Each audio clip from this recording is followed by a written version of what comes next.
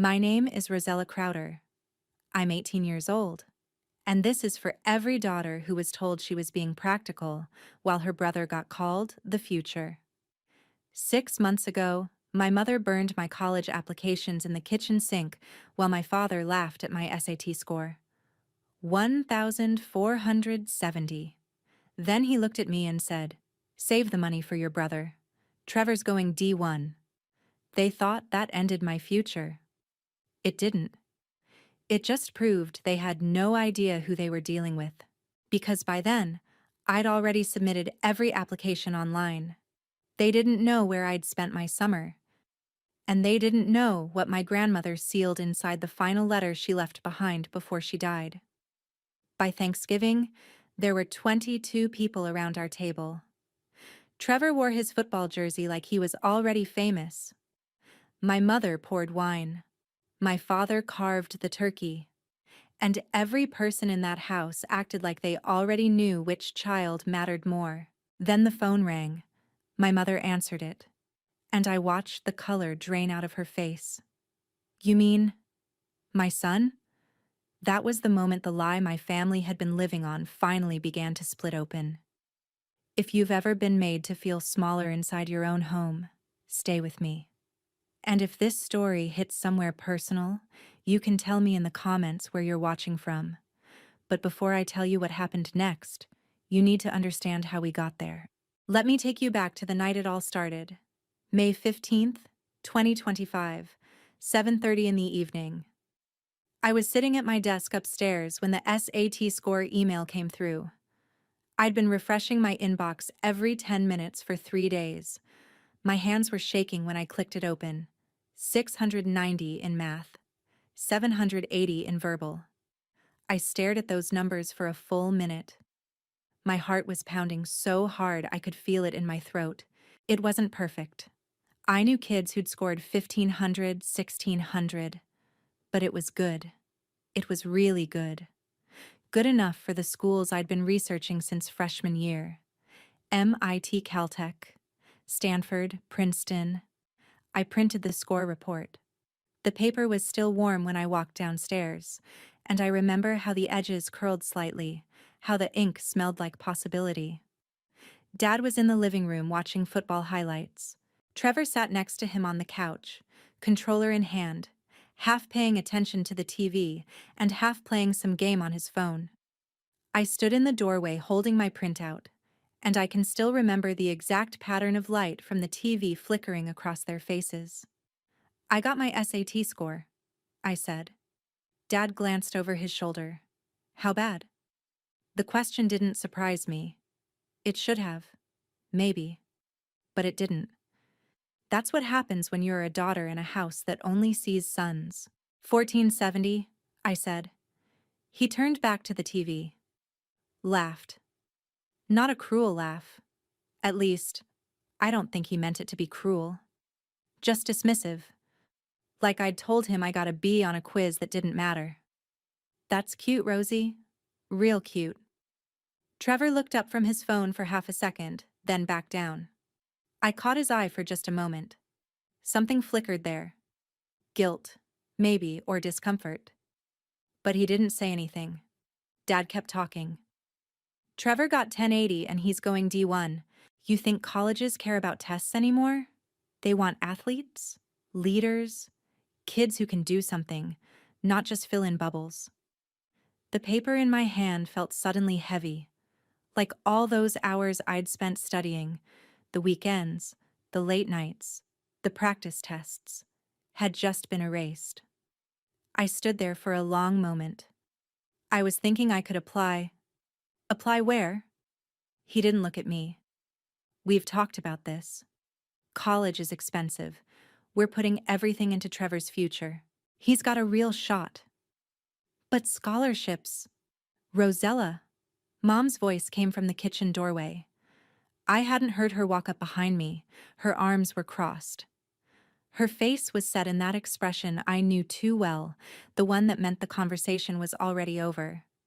"We've already decided. The money we've saved is for your brother.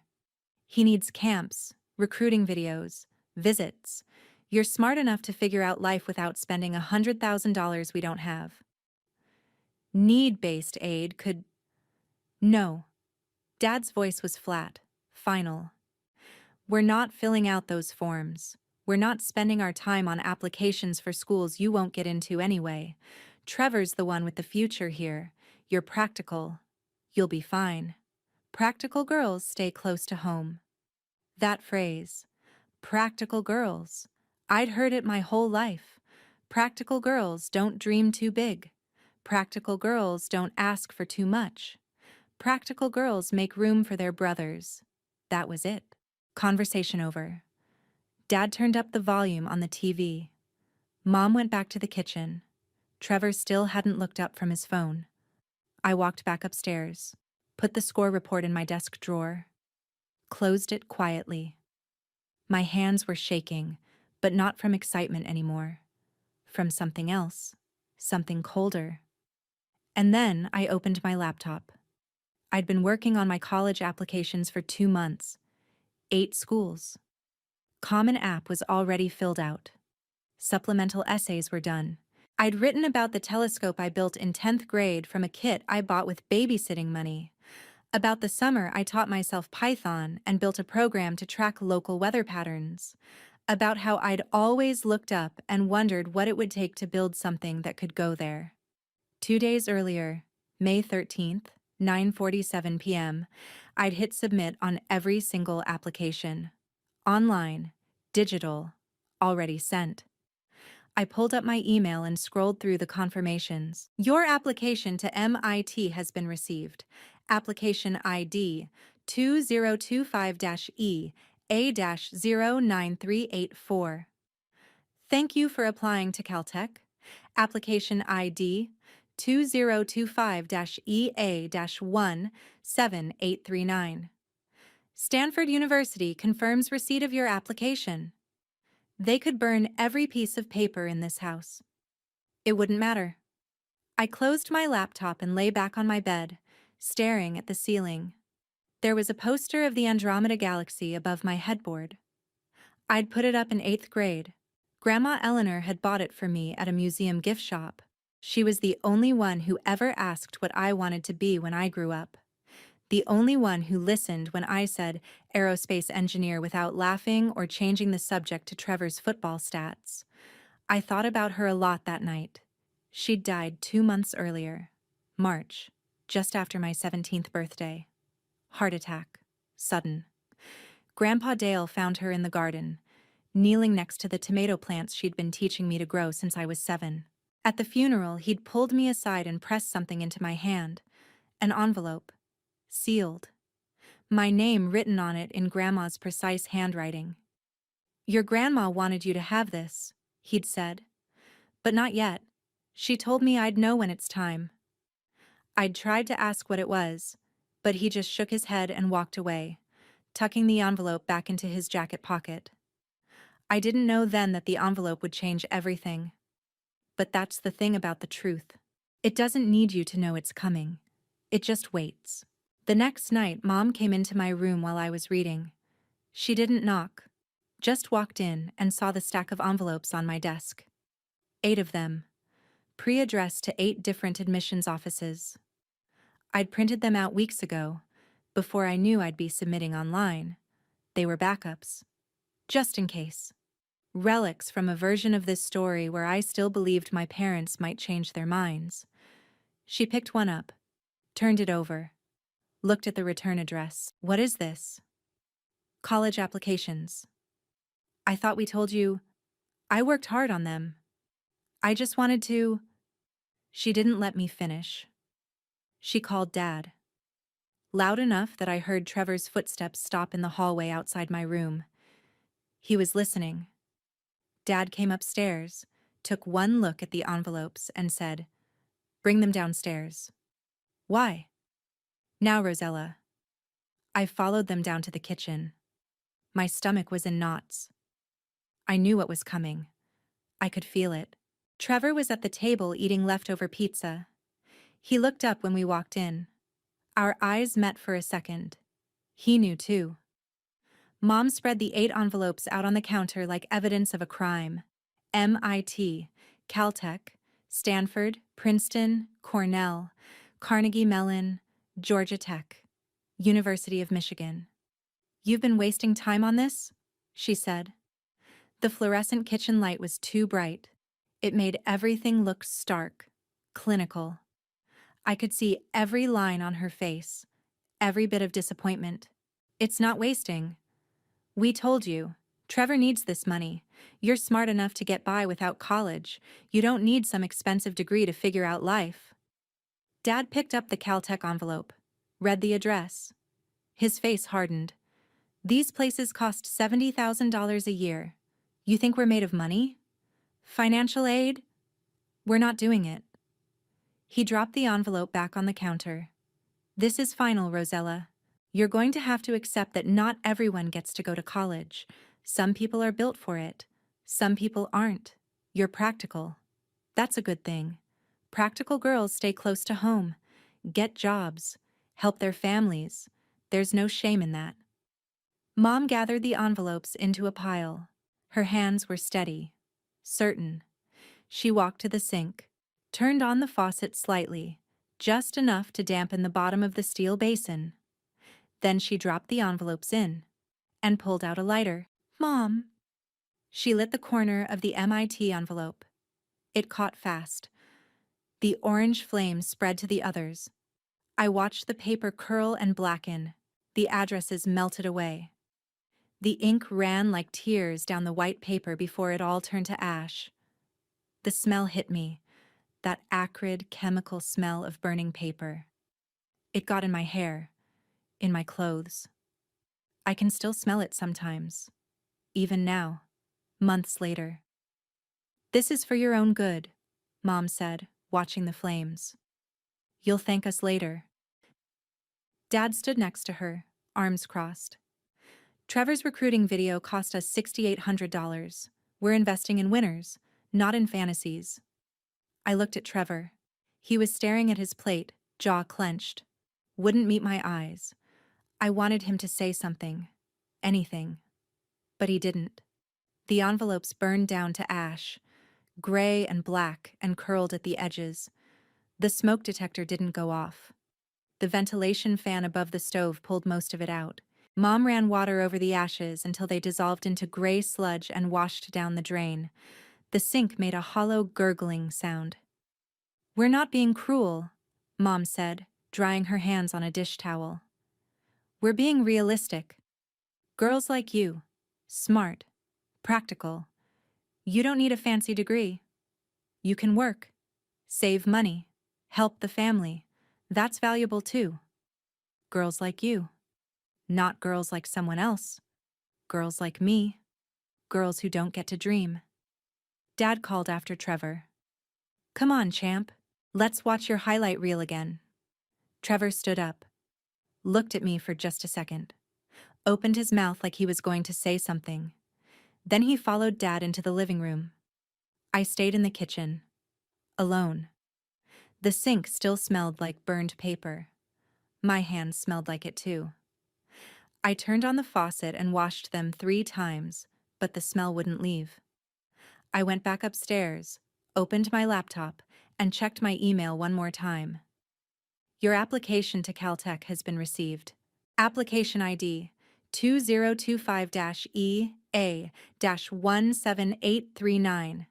Submitted May 13th, 2025, 9:47 p.m. The timestamp stared back at me. 2 days before they burned the backup copies. 2 days before they thought they'd stopped me. They could burn paper. They couldn't burn what I'd already built. That night, lying in bed, I got another email. My phone buzzed on my nightstand. I almost didn't check it. I was exhausted, emotionally drained. But something made me reach for it. Subject line: NASA Marshall Space Flight Center. Internship decision. My heart stopped. I'd applied on a whim back in March, the same week Grandma Eleanor died. I was sitting in the funeral home during calling hours, watching relatives I barely knew tell stories about her, and I'd pulled out my phone and filled out the NASA application right there. Didn't tell anyone. The application asked for a transcript, an essay about my interest in aerospace, and 2 teacher recommendations. I'd submitted it at midnight and figured I'd never hear back. I clicked it open, read it once, then again, then a third time to make sure it was real. Congratulations! You have been selected for our summer internship program at NASA Marshall Space Flight Center, Propulsion Systems Testing Lab. Paid position, $18 per hour, 40 hours per week. Program dates, June 2nd through August 15th. Please confirm your acceptance by May 22nd. I sat up in bed. Read it again. NASA Marshall was in Huntsville. I lived in Huntsville. The facility was 22 minutes from my house. I could do this without anyone knowing. I hit reply, typed one word, yes. Sent it at 11:43 p.m. Then I closed my laptop and went to bed. But I didn't sleep. I stared at the ceiling, at the Andromeda poster, and thought, this is it. This is how I build something they can't burn. June 2nd, 6:30 in the morning. The sky was that pale pre-sunrise gray. I borrowed Mrs. Patterson's car, our 78-year-old neighbor who didn't drive anymore. I'd been mowing her lawn since I was 14.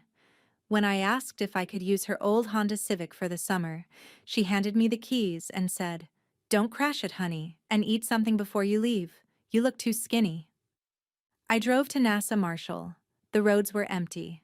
I had a granola bar in one hand and my phone in the other, GPS guiding me through streets I'd never taken before. When I pulled up to the security gate, my hands were shaking. I showed my ID. The guard checked a list, nodded, and waved me through. I parked in visitor parking. Walked to building 4500, got my badge at the front desk. MS-2025-INT-1138. They took my photo. I looked terrified in it, but I didn't care. They gave me a lab coat, a hard hat, a folder with orientation materials, and then they told me to report to Dr. James Whitmore. He was waiting for me in his office. 52 years old, 25 years at NASA. Graying hair, wire-rimmed glasses, coffee mug that said, "Failure is not an option, but it is data." He had a reputation for being brilliant and for not suffering fools. He looked at my badge, looked at me. "You're the youngest intern we've had in 5 years," he said. "Don't waste it." That first day, he took me on a tour of the propulsion test stands. Massive concrete structures where they fired rocket engines and measured thrust, temperature, fuel efficiency. The test stands were huge, stories tall, covered in sensors and blast shields and scorch marks from previous tests. When they fired an engine during a test run that afternoon, the ground shook. The sound was like thunder compressed into a single roar. I felt it in my chest, in my bones. It was the loudest thing I'd ever heard. I stood there, hard hat on, safety goggles fogging up slightly, and I thought, this is where I belong. Dr. Whitmore had to shout over the noise. Most people talk about going to space. We build the things that get them there. I worked 40 hours a week, Monday through Friday, 7 a.m. to 4 p.m. Test data analysis, computational modeling. I sat in on design reviews where engineers twice my age argued about nozzle angles and combustion chamber pressure. I learned CAD software, helped run simulations on propulsion efficiency. Every evening, I drove home around 6, parked Mrs. Patterson's car back in her driveway, walked into my house smelling faintly of machine oil and lab chemicals. No one ever asked where I'd been. The first week, Dad said, "Where were you?" I said, "Library." He said, "Good. Stay out of trouble." That was it. He went back to watching TV. Trevor had left for his quarterback camp in Florida the day after school ended. 2 weeks, $4,200. Elite QB Academy, they called it. When he came back in late June, the family threw him a welcome home dinner. Mom made his favorite: lasagna, garlic bread, Caesar salad. Dad asked him 100 questions about drills and footwork and what the coaches said about his potential. I sat at the table and ate quietly, listened to Trevor describe the camp. The way he talked, you'd think he was already being recruited by Alabama and Clemson, but I could see it in his eyes. The way they didn't quite meet Dad's when he answered. The way his voice got a little higher when he said, the coaches were really impressed. He was lying. Or at least exaggerating so much it might as well have been lying. Nobody asked about my summer. Not once. By week 4 at NASA, Dr. Whitmore gave me my own project, microthruster efficiency improvement. He handed me a folder of research papers, some of them decades old, some published just last year, and said, "See what you can do with this." I spent 3 weeks running simulations, tweaking variables, testing configurations. I ran 47 different simulations, adjusting the nozzle angle by 0.3 degrees each time, testing fuel mixture ratios, modifying the thrust vector control algorithms. By week 8, I had results. A 12% efficiency improvement over the current standard design. It wasn't revolutionary. It wasn't going to change spaceflight overnight. But it was real. It was publishable. Dr. Whitmore looked at my findings and nodded slowly. This is good work, Rosella. This is publishable work. Most grad students don't produce results like this. I didn't tell him I was 17. Didn't tell him my parents had burned my college applications. Didn't tell him anything except what the data said. On August 10th, I checked my Caltech application portal during my lunch break. I was sitting in the NASA cafeteria, eating a sandwich I'd packed that morning, when the notification popped up. Your application is under final review. Early decision results will be available December 15th. I screenshotted it, saved it in a hidden folder on my phone labeled Recipes, so no one would accidentally find it. August 15th was my last day at NASA. Dr. Whitmore called me into his office before I left. "We have something called the Pathways program," he said. "It's for students we want to keep long-term, internships during the school year, potential pathways to full-time positions after graduation. Are you interested?" "Yes," I said immediately. "I'll put your name in. You should hear back by November." He shook my hand, told me I'd done exceptional work, told me not to let anyone convince me I wasn't capable of anything I set my mind to. I wanted to tell him that someone already had tried, that they'd burned my future in a kitchen sink and laughed about it. But I just thanked him and left. That night at dinner, Dad said, "Trevor starts varsity next week. Big year ahead. This could be the year scouts really start paying attention." Mom said, "Rosella, you should get a job. Something to help with bills. Retail, maybe. Or waitressing." I looked at her, set down my fork. "I have been working." "Where?" "Around." "What?" She didn't ask what I meant, didn't ask for details, didn't ask if I was okay or what I'd been doing all summer. Just nodded and went back to talking about Trevor's practice schedule. I checked my bank account that night. $7,200, 40 hours a week for 10 weeks at $18 an hour, minus taxes. I'd earned more this summer than they'd spent on Trevor's camp. Nobody knew. And somehow, that made it even better. September came, school started. Senior year. Trevor made varsity. Not as the starter. Brady Wilson was the senior quarterback and he was good, actually good. The kind of player who might get recruited by mid-tier D2 schools. But Trevor was on the roster. Backup? Third string, technically, but Dad didn't mention that part when he told people. Friday night, September 5th. First game of the season. The whole family went. Huntsville High versus Grissom. The stadium was packed. Small-town Alabama football, where Friday nights are religion. We sat in the bleachers halfway up. Mom brought a blanket even though it was still 80 degrees. Dad wore a Huntsville hoodie and a baseball cap. Trevor stood on the sideline in his jersey. Number 12. I watched him from the stands. He looked nervous, kept adjusting his helmet, kept looking at the coach. The game was a blowout. Huntsville led 35-7 by the fourth quarter. Brady Wilson had thrown 4 touchdowns.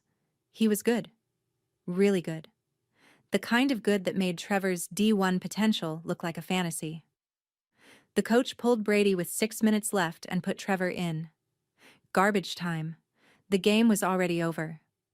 The score didn't matter anymore.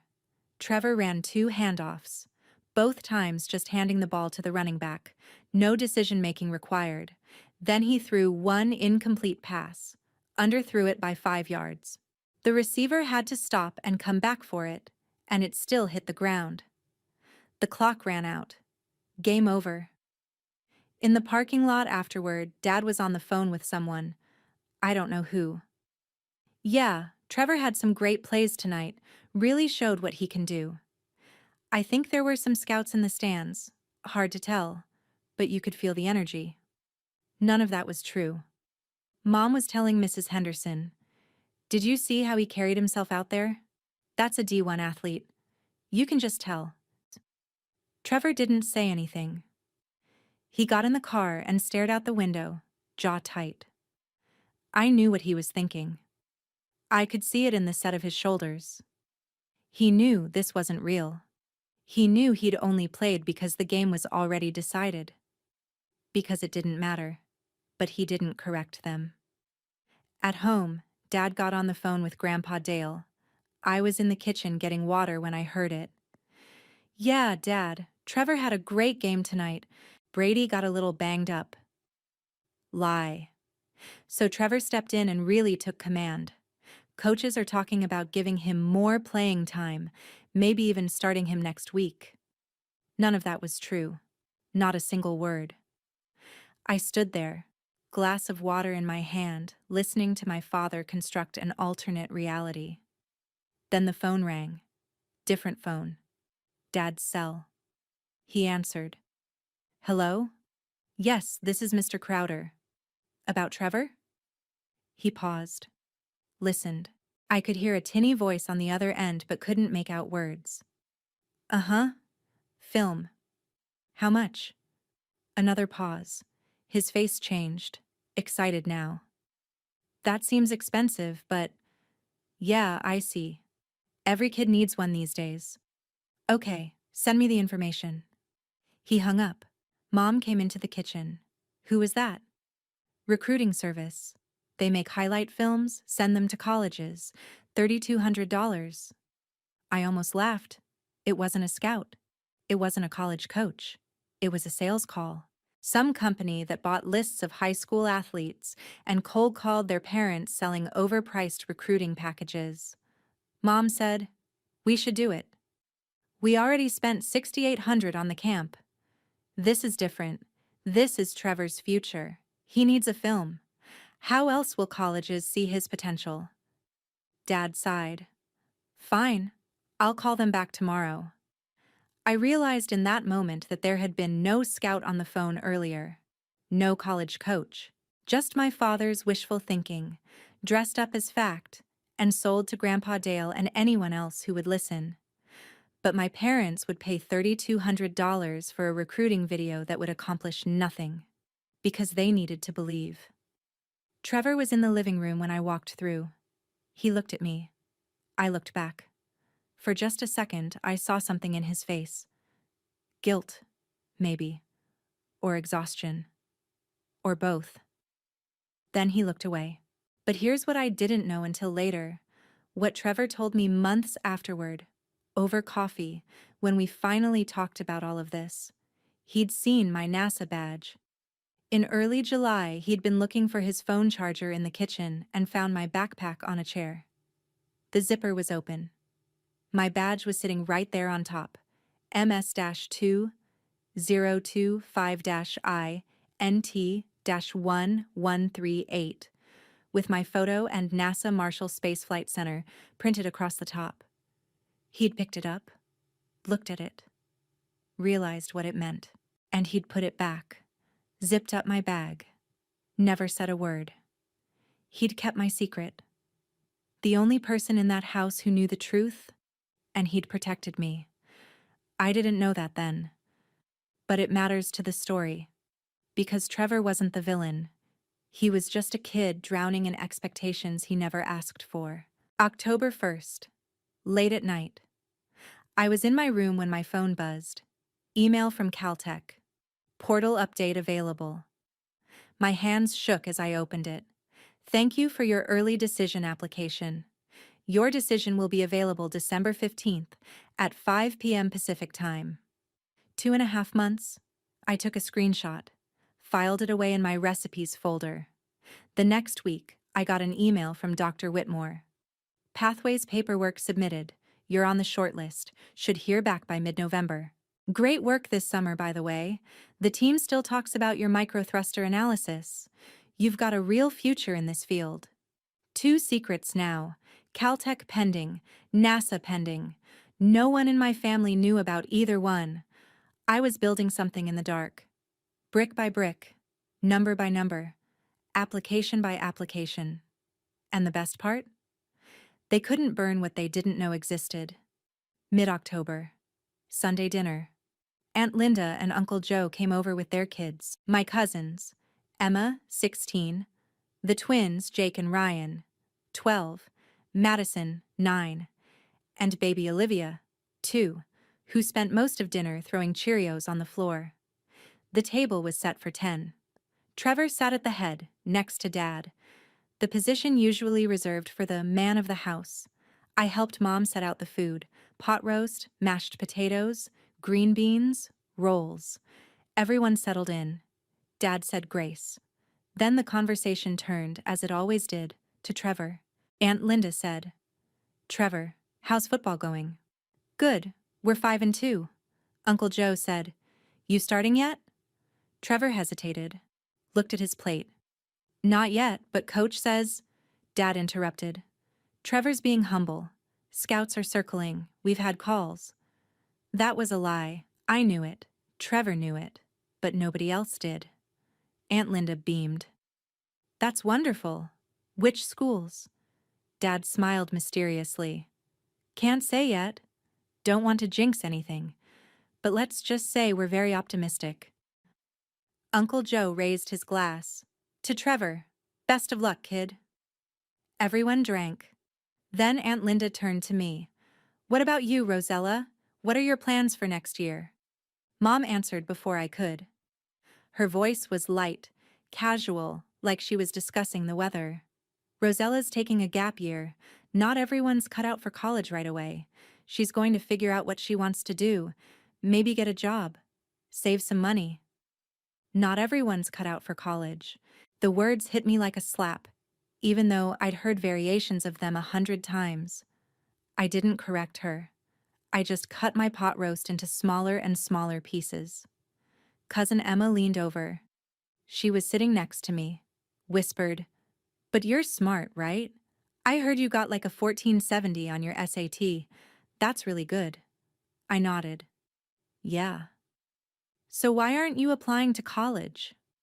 Before I could answer, Dad's voice cut across the table. "Tests don't mean much anymore, Emma. Real world's about grit, about being able to perform under pressure. Some people are book smart. Some people are life smart." The implication was clear.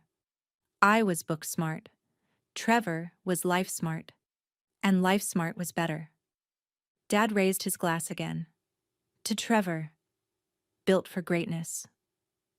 Everyone drank. I didn't. I just sat there, fork in hand, thinking about the Caltech portal I'd checked that morning, thinking about Dr. Whitmore's email, thinking about the $7,200 in my bank account that no one knew existed. After dinner, I helped clear plates. Trevor was alone in the kitchen when I walked in with a stack of dishes. He looked at me. "I'm sorry," he said quietly. I set the dishes on the counter. "For what?" He glanced toward the dining room where we could hear Dad laughing loudly at something Uncle Joe said. You know. I looked at him. Really looked at him. He looked tired, thinner than usual. There were dark circles under his eyes. You okay? I asked. He shrugged. I'm fine. He wasn't. But I didn't push it. He picked up a dish towel, started drying the plates I'd just set down. You're going to do something amazing, he said. I don't know what, but you are. Then he walked away, dish towel still in his hands. I stood there in the kitchen, alone with the sound of water running in the sink, and I thought, he knows. He doesn't know the details, but he knows. He knew this was all wrong, but he didn't know how to stop it. And neither did I. Not yet. If you're still watching, if this is hitting close to home, if you've ever had to build your future in silence while everyone else cheered for someone else, drop a comment right now. Just write, I'm building too. Let me know I'm not alone in this.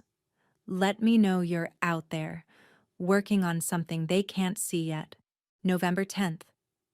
I was at school sitting in AP Calculus when the email came through. My phone buzzed in my backpack. I wasn't supposed to check it. Mrs. Chen had a strict no phones policy, but something made me glance at my watch. Email notification. From NASA. I waited until the bell rang, walked to the bathroom, locked myself in a stall, opened the email with shaking hands. NASA Marshall Space Flight Center, Pathways Program. I read it standing there, backpack at my feet, the fluorescent bathroom light buzzing overhead. Congratulations! You have been selected for continuation in our Pathways Student Internship Program. Spring semester schedule available, $20 per hour. Please confirm availability. I replied immediately. Right there in the school bathroom, sitting on the edge of a toilet seat, fingers flying across my phone screen. Available. Thank you. I accept. Sent it. Then I sat there for 5 minutes, just breathing. $20 an hour. Spring semester. Pathways program. The pipeline to full-time positions after graduation. NASA wanted me back. November 15th. Another email. Different sender. Caltech early decision. Decision available. Not the decision itself. Just a notification that it was coming. December 15th. 5 p.m. Pacific. 8 p.m. Eastern. I marked it in my calendar. Set 3 separate reminders. 1 month. November 20th. 5 p.m. Pacific. 8 p.m. Eastern. I was in my room. Door locked. Curtains closed. Laptop open on my bed. I refreshed the portal. The page loaded slowly. Too slowly. My internet was garbage. Small-town Alabama DSL that maxed out at like 3 megabits per second. Then the words appeared. Congratulations. Just that, at first. The word hung there on the screen while the rest of the page loaded. Then more text appeared. On behalf of the California Institute of Technology, I am delighted to offer you admission to the class of 2030. I stared at it, refreshed the page to make sure it was real. It was still there. I scrolled down. Financial aid information. Need-based grant, $68,000 per year. Work study, $2,000 per year. Student contribution, $1,200 per year. Total over 4 years, $272,000 in aid. I would graduate debt-free. From Caltech, one of the best STEM schools in the world. I sat there on my bed, laptop screen glowing in the dark room, and I felt something crack open inside me. Not in a bad way, in the way a seed cracks when it finally starts to grow. I wanted to cry. I wanted to scream. I wanted to run downstairs and shove the screen in their faces and say, "See? See? I'm not the one who's not cut out for college. I'm the one they want." But I didn't. I took a screenshot, saved it, closed the laptop, Went downstairs for dinner like nothing had happened. Dad was on the phone. Yeah, Trevor's got a real shot this year. His highlight film is going to blow coaches away. We spent some serious money making sure it's professional quality. $3,000, but it's an investment. $3,200. For a video that would sit on a recruiting service website that no college coach would ever look at. Because that's not how recruiting works. That's not how any of this works. But he didn't know that. Or maybe he did. And he just couldn't admit it. I sat down at the table. Mom had made spaghetti. Trevor was already eating, eyes down, not talking. Nobody asked about my day. Nobody asked if anything had changed. I ate my spaghetti and thought about Pasadena, about palm trees and mountains and rocket propulsion labs, about a future I'd built in secret while they watched football highlights. I went to bed that night thinking about December, about Thanksgiving, 27 days away. 22 people would be coming to our house, and I still hadn't decided if I was going to tell them. November 21st. Mom started planning Thanksgiving in earnest. 22 confirmed guests. She made lists on yellow legal pads. Turkey, 24 pounds. Costco run. Folding tables, extra chairs, pies, pumpkin, pecan, apple, green bean casserole, cranberry sauce. She was stressed. I could see it in the way she snapped at Dad when he suggested we just order a pre-made meal from the grocery store. Absolutely not. This family makes Thanksgiving from scratch. This family. As if we were some kind of unit. As if we all wanted the same things. Grandpa Dale called to confirm he was coming. I answered the phone. "Hey, kiddo," he said. "How are you?" "I'm good, Grandpa." "Really?" I paused. Grandpa had a way of asking questions that made you tell the truth even when you didn't want to. "Yeah, really. Your grandma would have been proud of you, you know." My throat tightened. "For what?" "For being you. For not letting them make you smaller." I didn't know what to say to that. He cleared his throat. "I'll see you Thursday. Got something for you. Something your grandma left." "The letter?" "Yeah. Time's right, I think." We hung up. I sat there holding the phone, thinking about Grandma Eleanor, about the garden, about the telescope she bought me, about the way she used to say, "You're named after me, you know, so you've got to live up to it." November 23rd. A package arrived. Return address: California Institute of Technology, Office of Admissions, 1200 East California Boulevard, Pasadena, California, 91125. I was home when the mailman came, grabbed it before anyone else could see, took it straight to my room, opened it with shaking hands. Welcome packet. Thick, glossy. Course catalog, campus map, housing information, a letter from the dean welcoming me to the class of 2030, a Caltech pennant, a sticker. I spread it all out on my bed, touched each piece like it might disappear. This was real. This was mine. I hid it all in the back of my closet, behind boxes of old clothes I never wore anymore. November 25th. Another email from Caltech Financial Aid. "We have attempted to reach you by phone regarding your financial aid package. Please verify your enrollment plans and confirm your understanding of the aid offer. We need to hear from you by December 1st to hold your spot." I didn't respond yet. 3 more days until Thanksgiving. I couldn't sleep that night. I lay in bed staring at the ceiling, at the Andromeda poster, thinking about what would happen if I told them. If I just walked downstairs right now and said it out loud.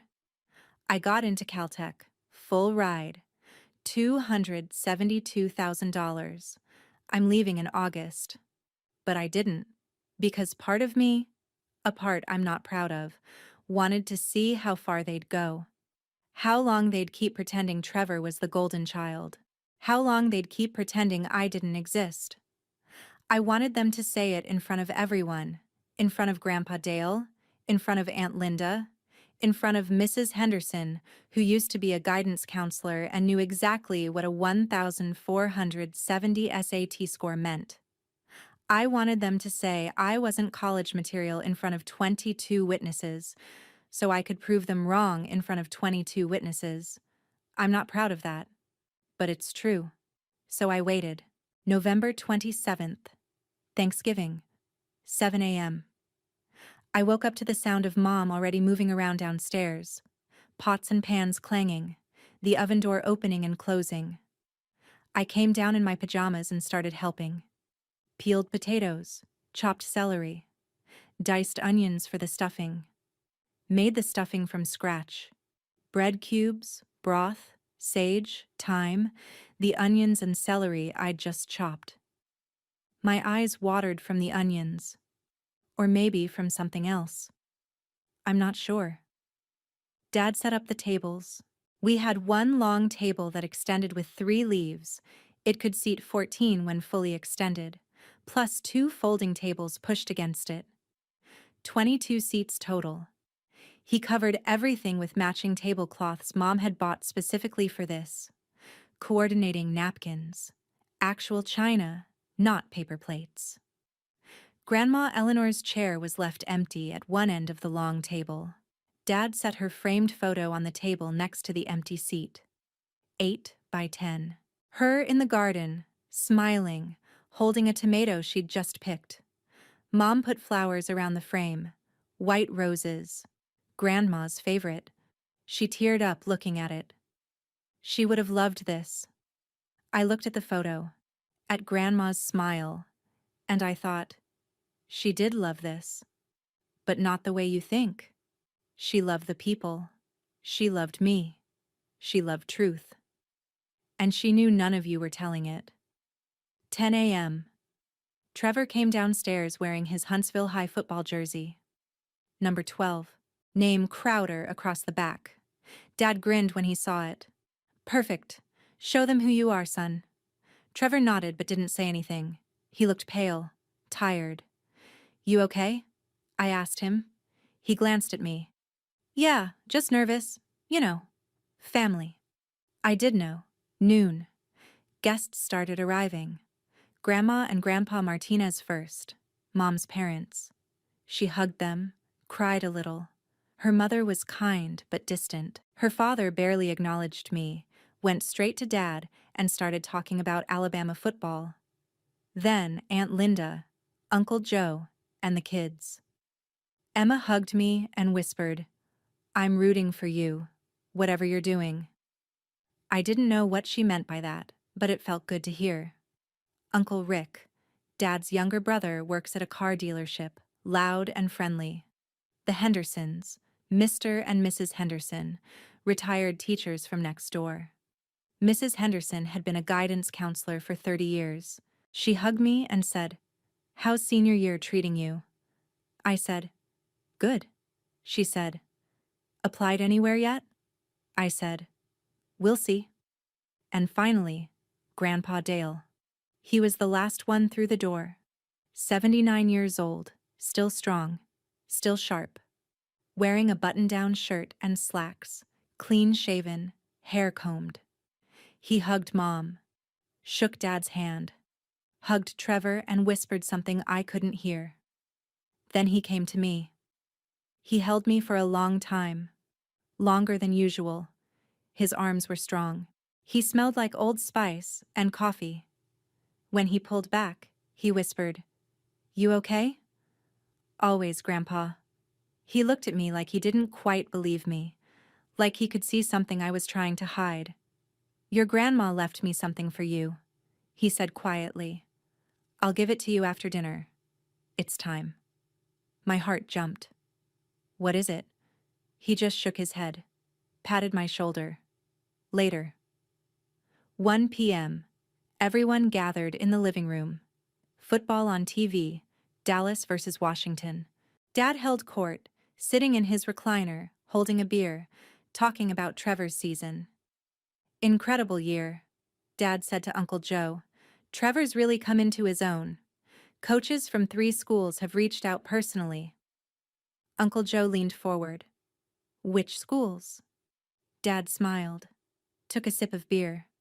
Can't say yet. Don't want to jinx anything. But let's just say we're fielding some very interesting calls. It was all bullshit. Every word. But Uncle Joe nodded, impressed.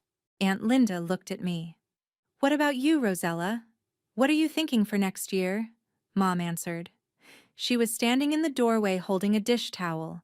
Her voice was light, pleasant. Rosella's figuring things out, taking time. Not everyone rushes into college. She's practical. She'll probably stay local. Get a job. Maybe go to community college eventually. Not everyone rushes into college. She'd upgraded from not everyone's cut out for college to not everyone rushes into college. Slightly softer phrasing, same meaning. Mrs. Henderson, bless her, said, Rosella, with your SAT score, you have options. Have you thought about engineering programs? Or computer science? Dad waved a hand. Dismissive. She's practical. Thinking local. Staying close to home. That's smart, actually. College isn't for everyone. Some kids need to figure out who they are first. Some kids. Not Trevor, obviously. Just some kids. Trevor sat on the couch, quiet, uncomfortable. He kept glancing at me, then looking away. Emma leaned over to me. We were sitting on the floor because all the good seats were taken. She whispered, You were always the smart one. I whispered back, Trevor's smart too. She lowered her voice even more. Not like you. Everyone knows it. I don't get why they act like he's the special one. I didn't have an answer for that. 2:30. Mom called everyone to the table. The seating arrangement told you everything you needed to know about this family. Dad at the head, Mom at the foot, Trevor next to Dad, in the seat of honor, Grandpa Dale next to Mom. Me? I was 3 seats down, wedged between Cousin Madison and Uncle Rick. I helped carry food from the kitchen, set out dishes, poured water and iced tea, refilled bread baskets. 3:15. Everyone was finally seated, plates full, turkey carved. The table looked beautiful, all that china, the flowers, the candles Mom had lit, Grandma's photo watching over everything. Dad stood to say grace. We all bowed our heads. Lord, we thank you for this food, for this family, for the blessings of another year. We're especially grateful for Trevor's success this season and for the opportunities ahead of him. We ask that you guide him toward the right path. Amen. Amen. Not a word about me. Not even, we're grateful for all our children. Just Trevor. Just his success. Just his opportunities. I kept my head down. Didn't look up. Didn't want anyone to see my face. Then the phone rang. It was loud. Shrill. Old school landline ring because Dad refused to get rid of the house phone even though everyone had cell phones now. The ringtone. Mom had set it years ago to some generic melody, but it was the same one Grandma Eleanor used to use on her phone. Everyone froze for just a second. Mom looked at the caller ID on the base station across the room. Unknown number, 626 area code, California. Should I get it? She said. Dad said, It's Thanksgiving. Let it go to voicemail. It rang again. Same number. Grandpa Dale said, Maybe it's important. Mom picked up, hit the button. Hello? Pause. Yes, this is Mrs. Crowder. Pause. Her face changed. Confusion, then shock. I'm sorry, who is this? Longer pause. The table had gone completely quiet. Forks frozen midair. 22 people listening. Caltech? The entire room seemed to hold its breath. Mom's eyes went wide. She looked directly at me. You're trying to reach... whom? Her voice cracked slightly. My daughter? I felt every single pair of eyes in that room turn toward me, all 22. Even baby Olivia stopped throwing food. Mom pressed the phone to her chest, covered the speaker. Her face was pale. Rosella, did you apply to Caltech? I stood up, walked over, extended my hand. I'll take it. She handed me the phone. Her hand was shaking. I put it to my ear. This is Rosella Crowder. The voice on the other end was clear, professional, female. Hello, Rosella. This is Dr. Sarah Chen from the California Institute of Technology Office of Financial Aid. I apologize for calling on a holiday, but we've been trying to reach you for several days. Did you receive our aid package notification? 22 people listening to every word I said. Yes, ma'am, I did. Wonderful. I wanted to personally confirm the need-based grant of $68,000 per year. Is this amount acceptable to you? Yes. Excellent. We'd love to invite you and your family to campus on December 8th for our admitted students reception. It's an opportunity to meet faculty, tour the labs, and connect with other incoming freshmen. Will you be able to attend? I'll be there. Perfect. I'll send you the details via email this evening. And Rosella? Yes? Congratulations. We're absolutely thrilled to have you as part of Caltech's class of 2030. Your application was exceptional. Thank you. I hung up, set the phone down on the table. The silence was so thick you could cut it. Dad stood up slowly. His face was red. What the hell just happened? I looked at him, looked at Mom, looked at Trevor, then looked at Grandpa Dale. He was smiling. Actually smiling. I said, I got into Caltech. You applied. Dad's voice was tight. Without telling us? I told you I wanted to apply. You burned my envelopes. Remember? Kitchen sink. May 16th. Mom's voice was shaking now. We said no. We said save the money for Trevor. We said, I didn't need your money, I said calmly. I got a full ride. $68,000 a year in need-based aid. That's $272,000 over 4 years. Uncle Joe, God bless Uncle Joe, did the math out loud immediately. $272,000? Gasps around the table. Aunt Linda's hand went to her mouth. Rosella, that's incredible. Mrs. Henderson was already crying. I knew it. I knew you could do it. Dad's face was getting redder. You went behind our backs? After we explicitly told you no? I submitted my applications online, I said. September 15th, 2 days before you burned the backup copies I'd printed.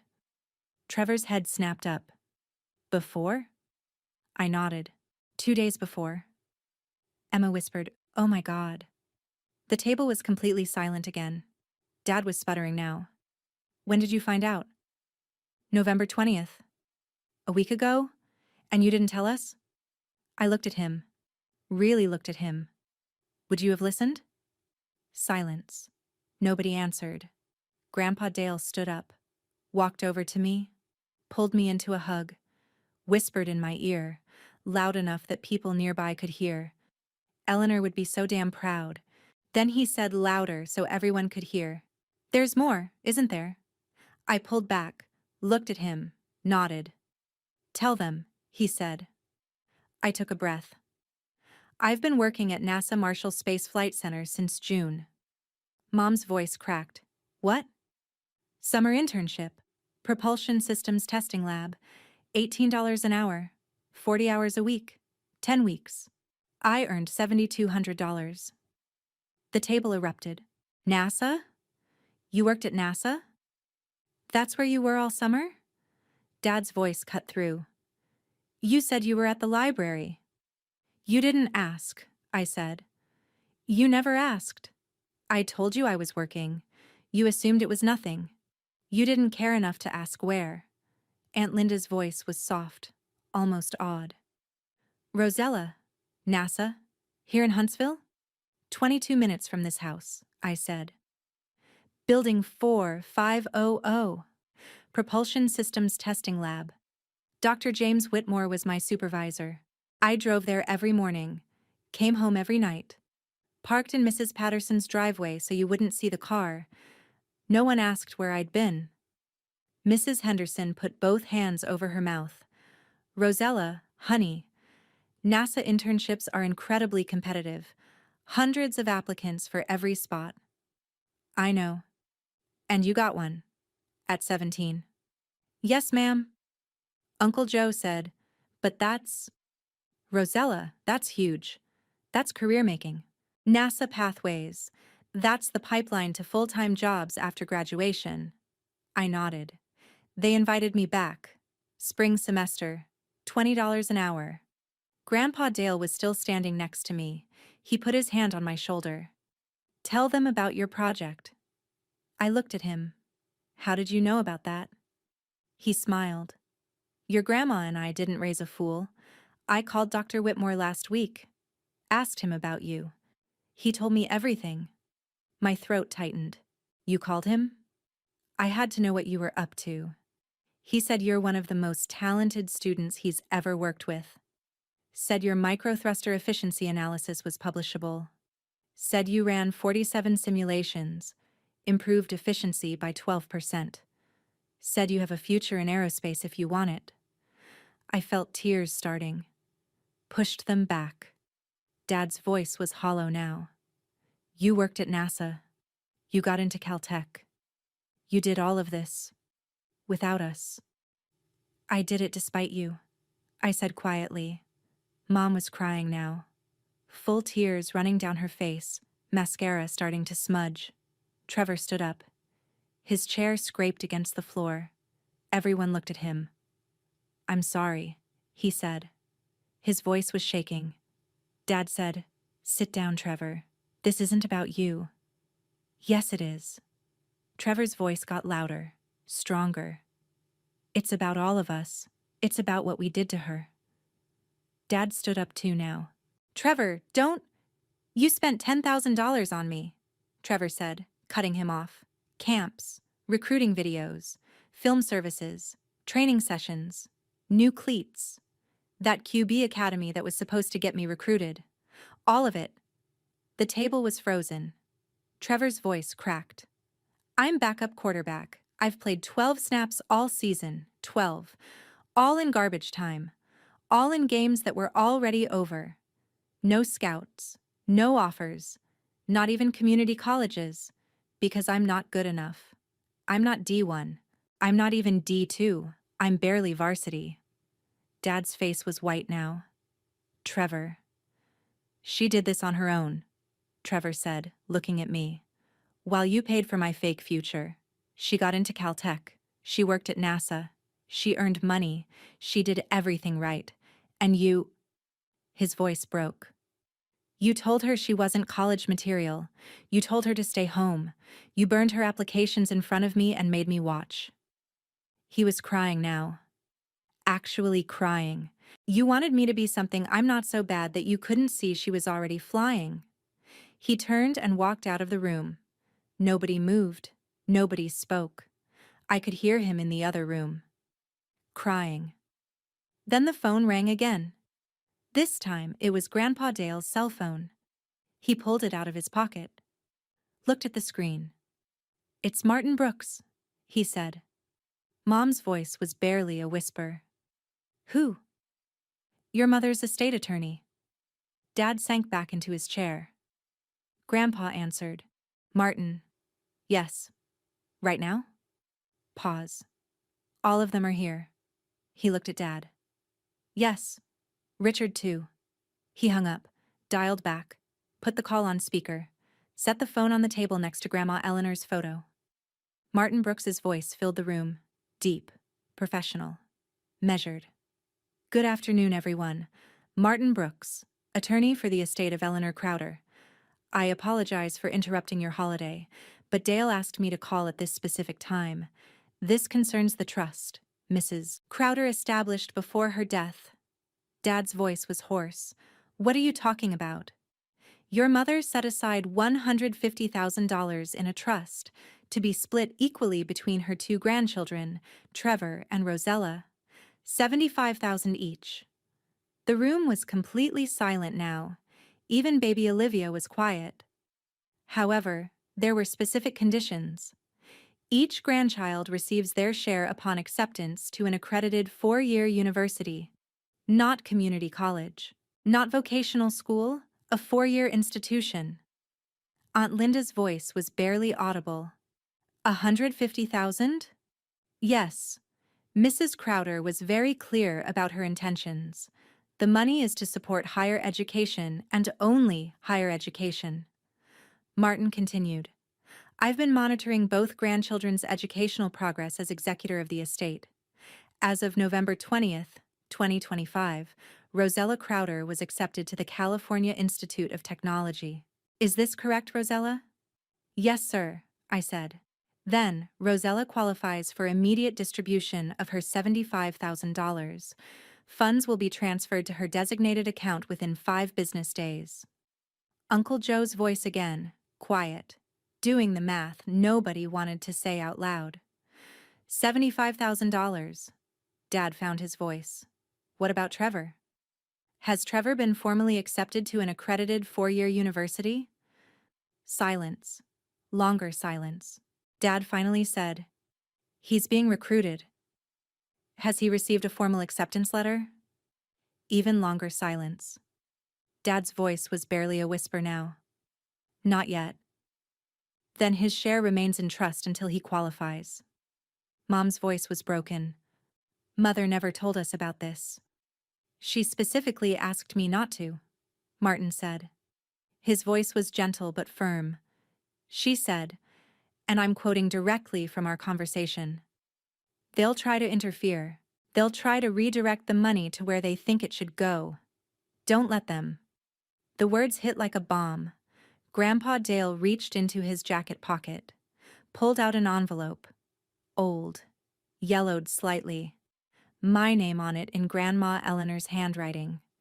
His hands were shaking as he broke the seal. There's one more thing, Martin's voice said through the phone speaker. Mrs. Crowder left a sealed letter to be read when the first grandchild qualified for distribution. Dale, are you ready? Yes, Grandpa said. His voice was thick. Aunt Linda said, Dale, what does it say? Grandpa unfolded the letter. A single sheet of paper, handwritten. I could see Grandma's neat script from across the table. Do you want me to read it? Grandpa asked, looking at me. I nodded. Everyone was looking at him now. He cleared his throat, started reading. Dale, if you're reading this, it means the kids are grown. I only have one thing to say. Rosella is the one. My breath caught. Grandpa's voice shook as he continued. She's got Eleanor in her. Quiet, brilliant, built to last. I watched her for 17 years. I saw what you all missed. She doesn't need to be loud to be extraordinary. She doesn't need permission to be brilliant. The money is hers when she earns it. And she will. Don't let them waste her. Tell her I'm proud. Tell her she's named after me for a reason. Tell her the stars were always meant for her. Eleanor. Silence. 8 seconds of complete total silence. Nobody breathed. Then Aunt Linda started crying. Then Mrs. Henderson. Then Emma. Then Grandma Martinez. Then Uncle Joe's voice cracking. Jesus Christ. Grandpa Dale was crying too now. He folded the letter carefully, handed it to me. I took it with shaking hands, read it again. My grandmother's handwriting. Small and precise and certain. Rosella is the one. She's got Eleanor in her. I realized in that moment, fully realized, for the first time, that I was named after her. Rosella, Eleanor. She'd given me her name. She'd seen something in me before I was old enough to see it myself. And she'd left me proof. The tears came then. First time since May. First time since they burned my applications. First time since I'd decided to build everything alone. But these tears were different. These tears were relief. Grandpa pulled me into a hug, held me tight, whispered, "She knew. She always knew. From the time you were born, she told me, that one's going to change the world, Dale. Don't you dare let them clip her wings." I buried my face in his shoulder and sobbed. Aunt Linda stood up, walked over, hugged me too. Then Mrs. Henderson, then Emma, then Uncle Joe, then Grandma Martinez, then Uncle Rick. One by one. Grandpa Martinez stood up, the man who'd barely acknowledged me all day, and walked over and said, "I'm sorry, kid. I should have paid more attention." I nodded, couldn't speak. My parents didn't move. They sat at the table. Dad's face was white. Mom was crying, but she didn't get up, didn't come to me. Trevor was still in the other room. I could hear him. Martin Brooks's voice came through the phone speaker one more time. "Rosella, I'll email you the trust distribution paperwork tomorrow morning. You'll need to designate an account for the transfer. Congratulations. Your grandmother would be very proud." The call ended. I stood in the middle of the room, surrounded by family, but not my parents. Not the two people who should have been the first to celebrate. Grandpa said quietly, "You can stay with me. I have the spare room. It's yours for as long as you need it." I looked at him. "I don't want to cause problems." His voice was ice. "You're not the problem. You never were." Dad stood up. "We need to talk." Grandpa's voice cut through. "Not tonight. This is my house. And that's my granddaughter, who just found out her dead grandmother believed in her more than her living parents ever did, who just found out she's getting $75,000 to support the education you told her she wasn't capable of, who just found out everything you told her about herself was a lie. So no, Richard. Not tonight. Tonight she's coming home with me." I looked at my parents. Mom was still crying. Dad was staring at the table. Neither of them said anything. I went upstairs, packed a bag, everything I needed. Laptop, clothes, toothbrush, the Caltech welcome packet from the back of my closet, the NASA badge I'd hidden in my desk drawer. Came back down. Trevor was sitting on the bottom step, face red, eyes swollen. "I'm sorry," he said again. I sat down next to him. "It's not your fault." "I saw your NASA badge," he said quietly. "In July. I found it in your bag. I knew what you were doing. I should have said something, should have defended you, but I didn't." "You were protecting me," I said. "By not telling them. You kept my secret." He looked at me. "I was protecting myself. I didn't want to be the one who wasn't special anymore." "You are special, Trevor, just not the way they wanted you to be, and that's okay." He nodded, wiped his eyes. "What you did, building all of that in secret, that's the bravest thing I've ever seen." I hugged him. He hugged back. Then I walked to the door. Grandpa was waiting. I walked past my parents. Didn't say anything. Didn't look back. We drove to Grandpa's house in silence. When we got there, he showed me to the spare room. It was exactly as I remembered. Clean, quiet. Pictures of Grandma Eleanor everywhere. On the dresser. On the walls. Her smile watching over everything. "Get some rest," Grandpa said. I set my bag down, looked at the photos. Grandma Eleanor smiling, holding me when I was 3 years old, both of us covered in flour from making cookies. Teaching me to plant tomatoes when I was 7, both of us kneeling in the dirt. Standing next to my telescope when I was 15, her arm around my shoulders, both of us looking up. She'd seen me, when no one else did. Before I even knew what I was becoming, she'd seen it. I lay back on the bed, closed my eyes. For the first time in 6 months, I felt like I could breathe. The next week was strange. My parents called 14 times in the first 3 days. I didn't answer. Let every call go to voicemail. They left messages. We need to talk. This is ridiculous. You're being dramatic. You can't just leave. I deleted them all. December 1st. Martin Brooks emailed the trust distribution paperwork. I signed it electronically. Designated my bank account for the transfer. Sent it back within an hour. December 3rd. I was sitting in Grandpa's kitchen eating breakfast when I checked my bank account. The number made me choke on my cereal. $82,200. My summer earnings. $7,200 Grandma's trust. $75,000, I texted Grandpa. It's real. He was in the next room, texted back. Eleanor kept her promises, always did. December 4th. 4 p.m. There was a knock on Grandpa's door. He answered. It was Mom. She looked terrible. Eyes red. Hair pulled back. No makeup. Can I talk to her? She said. Grandpa looked at me. I was standing at the top of the stairs. I nodded. He let her in. I came downstairs. We sat in the living room. Grandpa stayed in the kitchen, giving us space but staying close enough to hear. What you did was wrong, Mom said. I looked at her. What did I do wrong? You went behind our backs. I built a future you told me I couldn't have. We were trying to protect you. From what? Success? She started crying. From disappointment. From failure.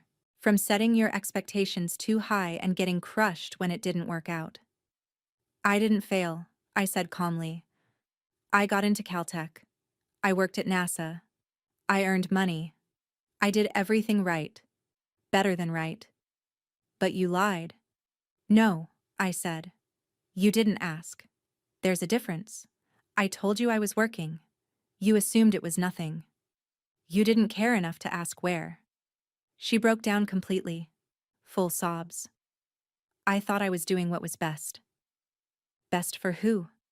I asked quietly. She didn't answer. I let the silence sit. Then I said, when you're ready to see me, the real me, not the version you decided I was supposed to be, call me. Until then, I need space. She stood up, walked to the door, stopped. I'm sorry, she said. I know, I said. But sorry isn't enough yet. She left. No resolution, no apology that mattered, no promise to change, just silence. But I felt lighter anyway, because I didn't need her approval anymore. January came. Trevor got accepted to Calhoun Community College, local 2-year school. He planned to transfer eventually, maybe to UAH or Auburn if he could get his grades up. My parents didn't call the extended family, didn't make an announcement, didn't throw a celebration dinner. Just quietly signed the paperwork and told people when asked. Trevor texted me. I got in somewhere, community college. It's a start. I replied immediately. That's great, Trevor. Really proud of you.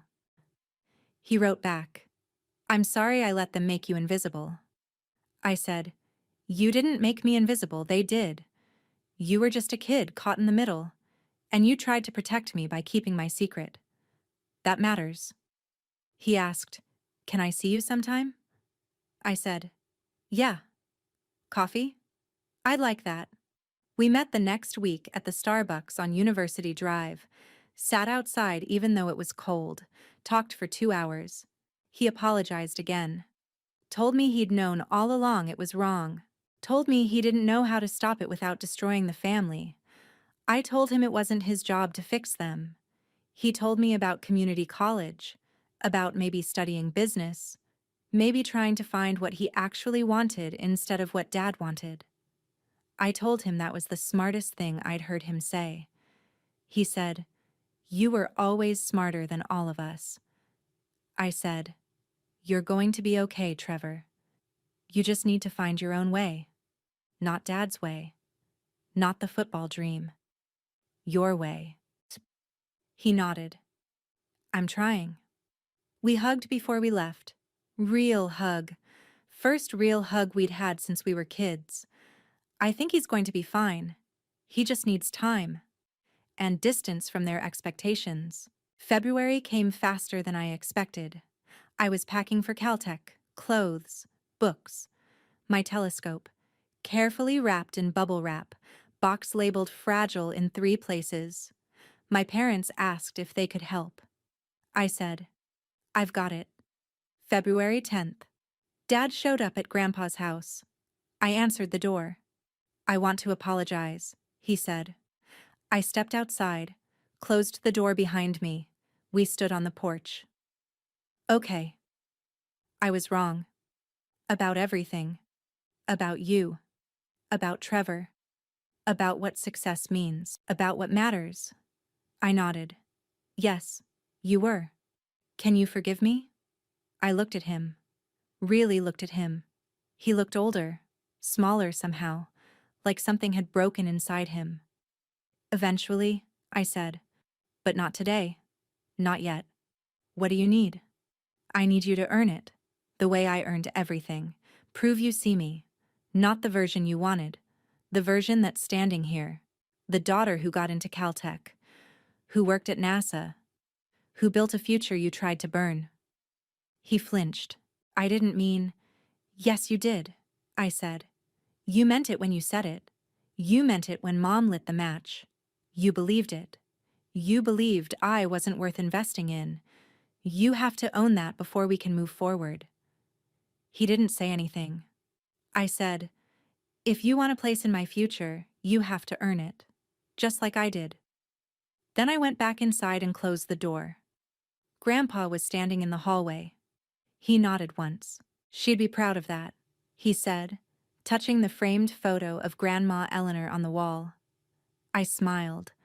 I know. February 15th. Moving day. Grandpa and I loaded everything into his truck, drove to the airport together. Before I went through security, he hugged me. You're going to do great things, kid. Thanks, Grandpa. And Rosella? Yeah? Your grandma was right. You've got Eleanor in you. Quiet. Brilliant. Built to last. You're going to do things she only dreamed about. But she'll be watching. So will I. I hugged him again. Harder this time. Then I walked through security. Didn't look back. On the plane, I opened my laptop, looked at the Caltech acceptance letter one more time. Welcome to the class of 2030. 3 weeks later, I was sitting in my dorm at Caltech, room 237 in Blacker House. Looking out the window at the San Gabriel Mountains, the California sun making everything look golden and possible. Thinking about Grandma Eleanor, about the letter, about the garden and the telescope, and the way she used to say, "You're named after me, you know, so you've got to live up to it." My parents had sent a few texts since I'd left. Tentative, apologetic. We're proud of you. We miss you. Can we visit? I'd responded. Briefly, politely. Thank you. I miss Grandpa. Maybe in a few months. But I hadn't forgiven them yet. Maybe I would someday. Maybe I wouldn't. That was up to them now. They'd spent 17 years investing in the wrong child, building up the wrong future, burning down the right one. And when the truth finally came out, at a Thanksgiving table, in front of 22 witnesses, over the phone from Caltech and from beyond the grave, they had to sit there and watch everything they'd built collapse. I didn't need their approval anymore. I didn't need their money. I didn't need them to see me, because I'd already built something they couldn't touch. And Grandma Eleanor had seen it all along. She'd left me her name, her letter, her love, her money.